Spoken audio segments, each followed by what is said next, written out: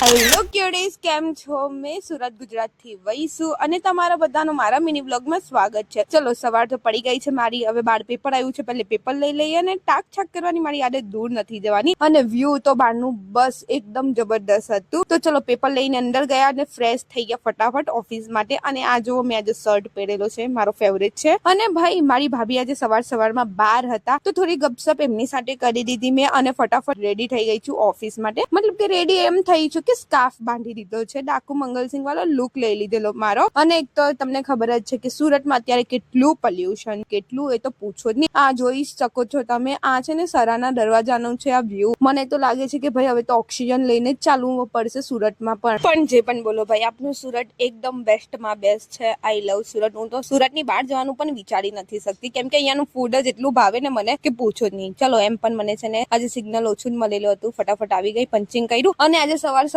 એક તો મારી પાસે બહુ બધો સામાન હતો. ઉપરથી છે ને મેં પંચિંગ કર્યો, પછી દરવાજો બંધ કર્યો ને તો મારી પાછળ એક આંટી હતા, તો એમને લાગ્યું કે મેં એમને જોઈને દરવાજો બંધ કરી દીધો, તો થોડી બહુ બહેસ થઈ ગઈ એમની સાથે. તો મારું મૂડ એમ જ ઓફ થઈ ગયું. અને બપોરે મારું મૂડ ઓકે થઈ જાય ભાઈ, વિડીયો બનાવવાની વાત આવે ને ત્યારે. અને આ જો મેં મારી ફ્રેન્ડ માટે જે શર્ટ લાવેલી હતી ને, એ મારી બીજી ફ્રેન્ડ જોઈ છે. અને જોવો, આની ઉપર એટલો ક્યુટ લાગે કે પૂછો જ નહીં ભાઈ. શર્ટ સિલેક્ટ કોએ કરેલો તો મસ્ત હોય જ ને. અને પછી જોવો, સાંજે તો હું ઘરે આવીને પહેલે ચા પીધી, પછી થોડુંક કામ હતું તો બહાર આવી. અને અહીંયા ગોલુભાઈને છે ને નાસ્તો કરવાનું મન થઈ ગયું, તો મેં વડાપાવ લીધા, એમ તો મેં પાર્સલ કરી દીધા. અને આ જો કેવો મારાથી દૂર રહી છે ભાઈ. ઈધર આ તેરે કો કોઈ ઉઠા કે ચલા જાયેગા, ફિર મુझे नहीं बोलना. અને પાછી ભાઈ સાहब ने मैं आइसक्रीम પણ खवरावी. यार, बहन के लड़के को कितना संभालना पड़ता है. काश मेरी भी ऐसी कोई मौसी होती जो मुझे ठूस ठूस के खाना खिलाती इसकी तरह, पर नहीं है. अभी क्या करूं. અને જો પાછું ઘરે આવીને છે ને એક તો સ્ટિચિંગ નું કામ કરવું પડ્યું, કેમ કે આ કુર્તો છે ને મારે કાલે આપવાનો છે. અને એ લોકોને ત્યાં કઈક પૂજા છે ને, એના કારણથી આ કુર્તો બનાવેલો છે, તો મારે આપવાનો છે. એટલે છે ને એ લોકોને બહુ ફિટ લાગતો હતો, તો પછી મેં આખી સ્ટિચિંગ ઓપન કરી, પછી પાછી સ્ટીચ કરી છે. અને ભાઈ, આ બધું કરવામાં મેં એટલી થાકી ગઈ છે કે પૂછો નહીં. અને ફાઇનલી હું પાછો બનાવ્યો છે આ કુર્તો. અને જે રિઝલ્ટ હતું ભાઈ, વાહ વાહ, આટલો નાનો કુર્તો આટલો ક્યુટ રીતે બની ગયો. વાહ, મને તો એમ, મને પોતા માટે એટલું એમ પ્રાઉડ ફીલ થાય છે ને કે